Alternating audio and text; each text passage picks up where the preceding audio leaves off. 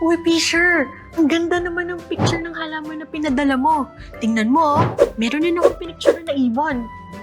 Uy, mukhang ginagamit yung mobile phone nyo to record and observe nature. Sa iNaturalist, pwede kang mag-share ng mga to para makatulong sa mga scientists. Isang tool lang ang app for citizen science. At isa pa, ang actual observation sa biodiversity ay pwedeng gawin kahit walang app. Para pala talaga itong superpower ng citizen science, ano? Excited na tuloy ako umikot at dumagdag pa sa kaalaman ng mga scientists at kaalaman nating lahat. Kasi naman, mahirap mahalin ang hindi natin kilala. At lalo nating mamahalin kapag kilala natin sila. Mind the School TV Season 4 tuwing linggo alas 11 ng umaga at alas 4:30 ng hapon dito sa 1PH.